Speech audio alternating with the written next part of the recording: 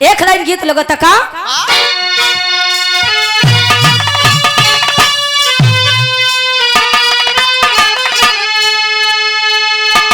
गीत है बा कभो कभो स्वर्गीय हमारे गुरुदेव स्वर्गीय पंडित श्री परशुराम यादव जी बड़ा प्यार से गाओ है।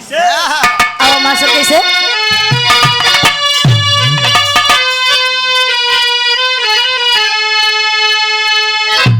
दूध की कटोरिया में रतिया नहाई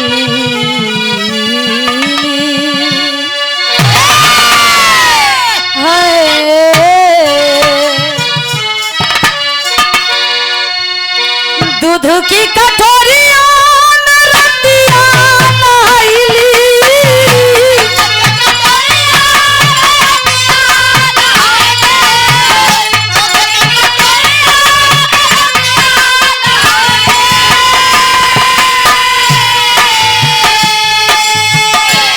की कटोरिया नदिया नहाइली कैली अजरिया से प्यार हो कैली अजरिया से प्यार हो बलम चांद बदरी से झाके बलम चांद बदरी से झाके कैली अजरिया से प्यार हो बलम चांद बदरी से झाके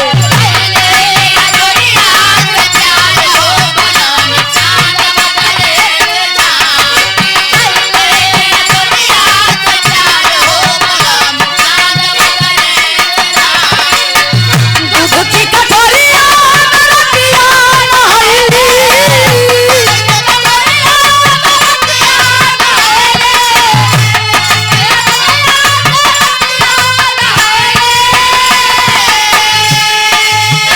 कैली अजरिया से प्यार हो बलम चाँद बदरी से झाके अरे बलम चाँद बदरी से झाके अरे कैली अजरिया से प्यार हो ए बलम बदरी से झाके आओ जो हो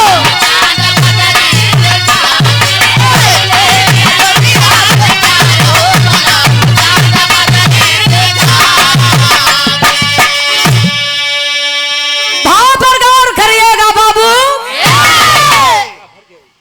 कबीर जी ने बड़ी सुंदर लाइन दिया। कृष्ण जी ने कहा अर्जुन तोहरे का दम्बा की तू कर्ण के मार देता। मेरी बात सुनो अर्जुन, तुम्हारे रथ पर मैं स्वयं बैठा हूँ, तुम्हारे रथ के पताके को ध्वजा को संभाल कर हनुमान बैठे हैं, तब तू जाए के कर्ण का रथ को पीछे कर पाए। लेकिन जरा कर्ण की ओर एक नजर देखो, कर्ण के रथ पर ना तो कृष्ण विराजमान है ना तो हनुमान बैठे हैं। वो कृष्ण और हनुमान सहित तुम्हारा रथ को यदि दो हाथ भी पीछे किया है तो वो बहादुर है कि तुम बहादुर हो। इसलिए मैंने बोला कि बाहर कर्ण वाह। अगर तुम्हें फिर भी कर्ण की वीरता पर शक है,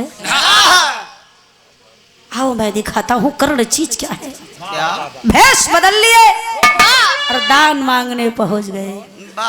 कृष्ण जी भाई ने भाई को मारा है, एक भाई ने भाई को मारा है। भाई जानता है कि जिसने मुझे मारा है वो मेरा अपना ही खून है, लेकिन इसी ही कहते हैं इमोशनली ब्लैकमेल करना। जब युद्ध नजदीक आने लगा तब कन्हैया कर्ण से कहा का पगलान है, कुंती तोहार माई है नी पांडव तोहार भाई है, कौरव छोड़ा चला जावा पांडवन को लगे। कर्ण को पता चला, बड़ा कष्ट। अच्छा आप ही सोचा कि भाई सोचे कि अपने भाई के मार दे, जबकि कर्ण की प्रतिज्ञा थी कि मैं अर्जुन को मारूंगा। लेकिन कभी जी भाव विहलन ओ समय का क्या भैया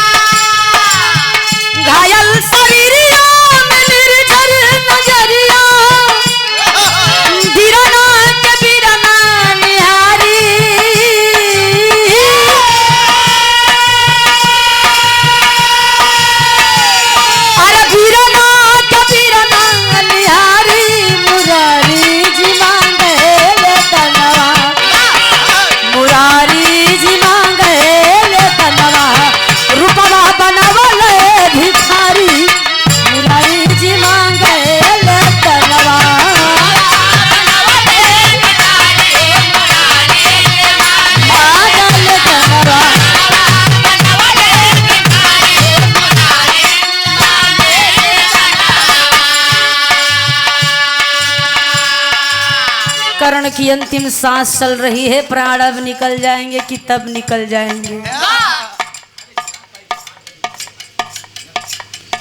लेकिन बाबूजी कर्ण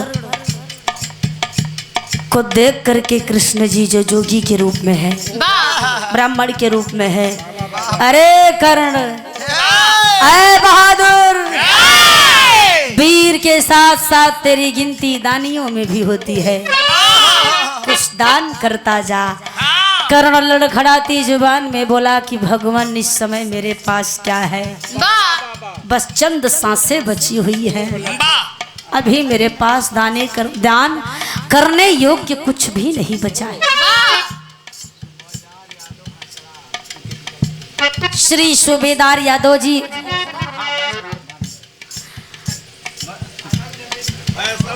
भैंसड़ा की पावन धरती से ये 100 रुपए का पुरस्कार बहुत बहुत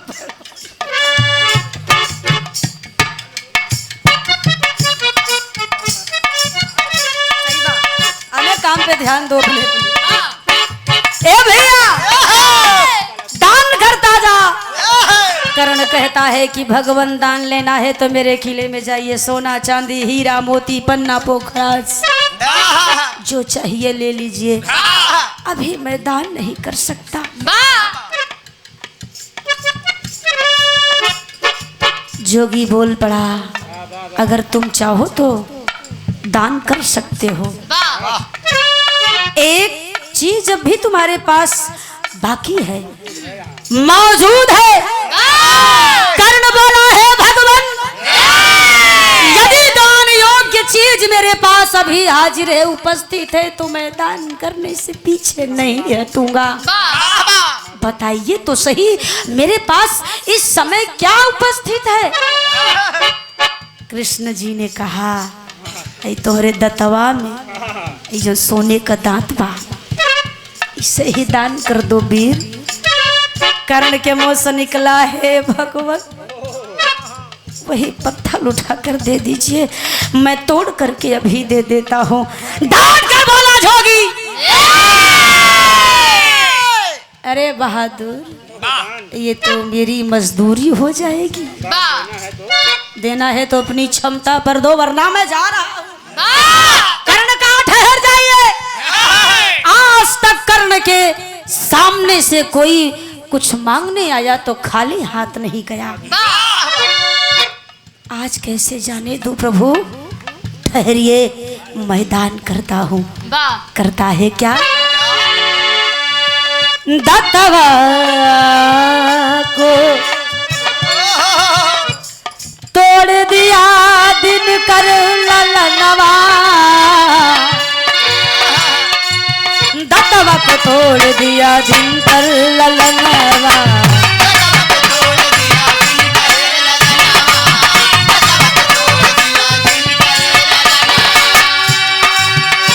तब नटवर को है कि नहीं ले झूठा तनवा,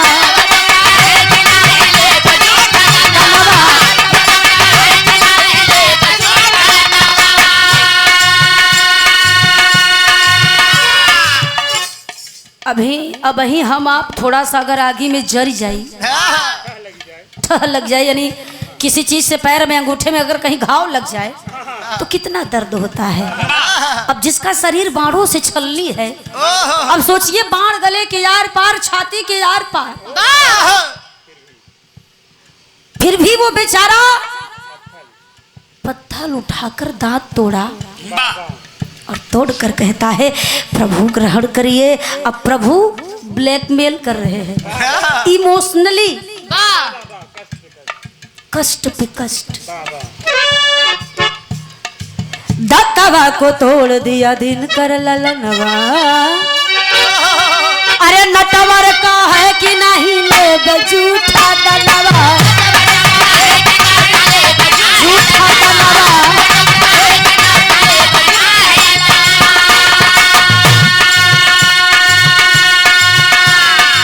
ये दान तुम्हारा झूठा है, मैं झूठा दान ग्रहण नहीं करता, देना है तो शुद्ध करके दो। अब सोचिए जे करे रज के भैया घुसकै के समय अवस्था नहीं बा, उठने की अवस्था नहीं है। अब उससे कहा जा रहा है कि शुद्ध करके दो। लेकिन बाहर वीर कर्ण करता है क्या कि उन्हीं के बल से उठाया धनुहिया।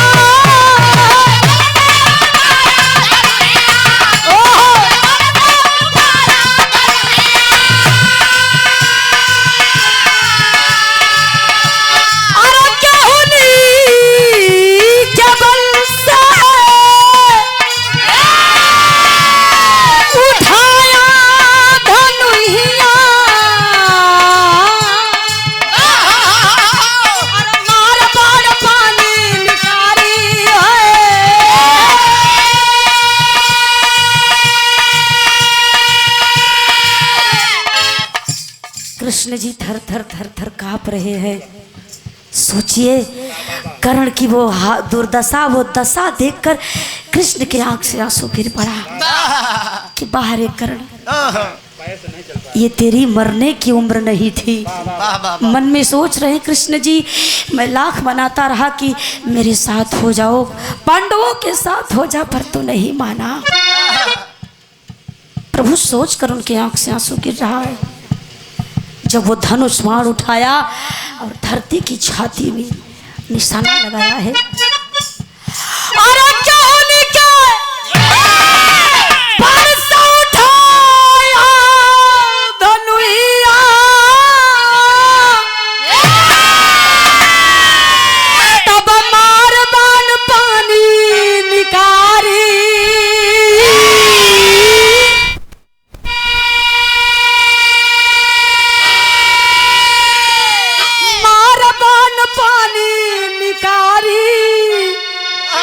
मुरारी जी मांगे धनवा, अरे रूपवा बनावल भिखारी। मुरारी जी मांगे धनवा।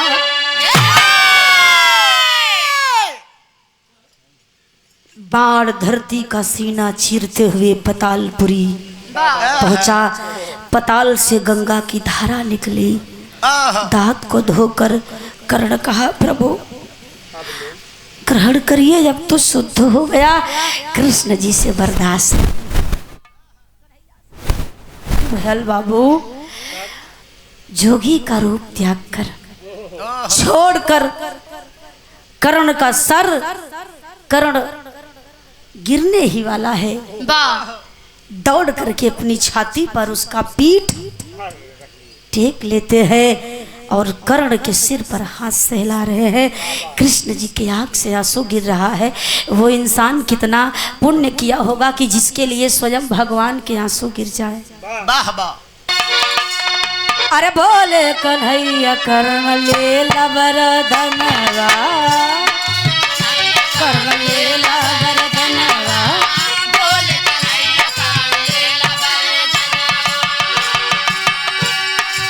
अरे वीर कुछ दान मांग लो। कर्ण कहता है, प्रभु अब मैं मरने वाला हूँ। जब देना चाहिए था तो मिला नहीं, जब था तो छीना गया। अब मैं संसार से विदा ले रहा हूँ तो आप मुझे वर मांगने को कह रहे हैं। मैं क्या करूँगा वरदान लेकर। आज मैं धन्य हो गया। क्यों? बोले कन्हैया कर्ण ले वरदनवा। तब कर्ण कहता है, अरे चलती की बेरिया मिलल दरसनवा।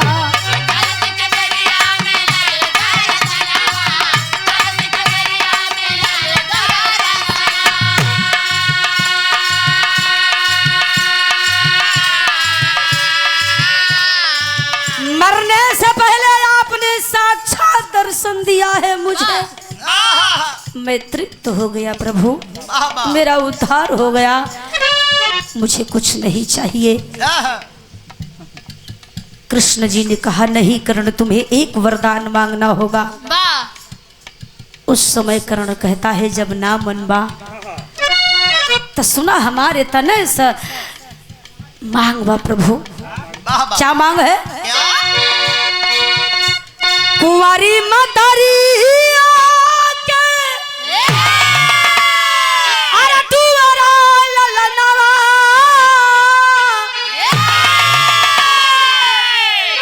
रोकर कहता है प्रभु कुंवार माई के गर्भ से जन्म भा आखिरी इच्छा यह बा कि जब हम मोरी तो हमारा अंतिम संस्कार कुंवारी जमीन में करिहा। कैसे?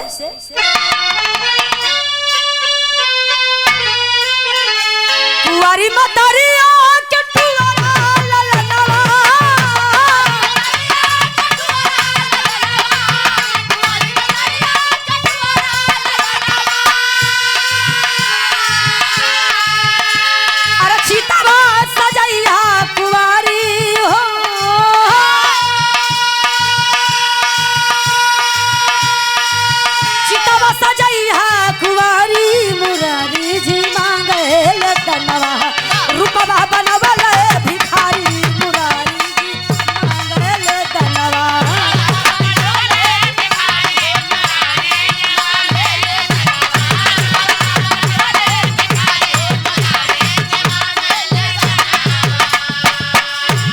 ए भैया आखिरकार में कृष्ण जी से कहता है कि जब हम मर जाएं आखिरी इच्छा ये बा कि हमारा अंतिम संस्कार कहीं कुंवारी जमीन में कोई दिया। इतना कहकर अंतिम दम तोड़ दिया। दुनिया के मालिक माधव कुंवार जमीन ढूंढे परेशान। पहली बात उनके लिए नामुमकिन तो कुछ भी नहीं था। स्वयं लीलाधारी लीलाधर भगवान कृष्ण जो दुनिया के मालिक थे, भगवान कृष्ण कुंवारी जमीन ढूंढने लगे। अब पहुंचला कहाँ? ताप्ती किनारे सुई नोक भर जमीन।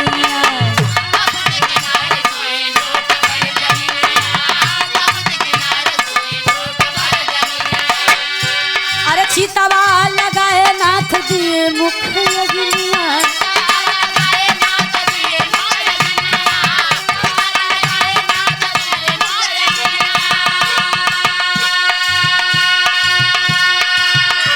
गुजरात के अंदर जो ताप्ती नदी पड़ती है, ताप्ती नदी के किनारे कुंवारी जमीनों मिलल तब मात्र जितना सुई का नोक होते, सुई के नोक बराबर कुंवारी जमीन। प्रभु सोच में पड़ गए, कोई बात नहीं, मैंने वचन दिया है तो निभाऊंगा। सुई नोक बराबर जमीन में सुई को धसाए और सुई की नोक पर अपने बाएं हथेली को रखे, हथेली को विकराल बनाए, कर्ण की चिता सजाए और मुखाग्नि प्रदान किए। कहना पड़ा क्या? जा जा खाना जा तुझ बगिया लगावले।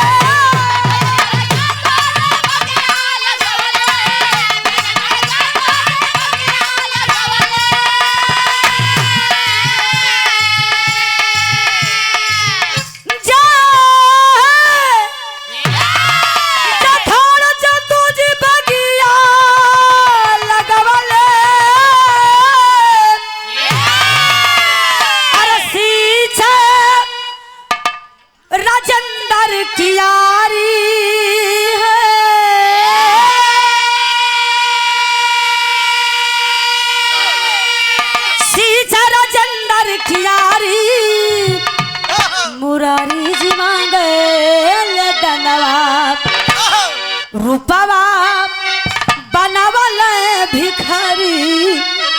मुरारी जी मांगे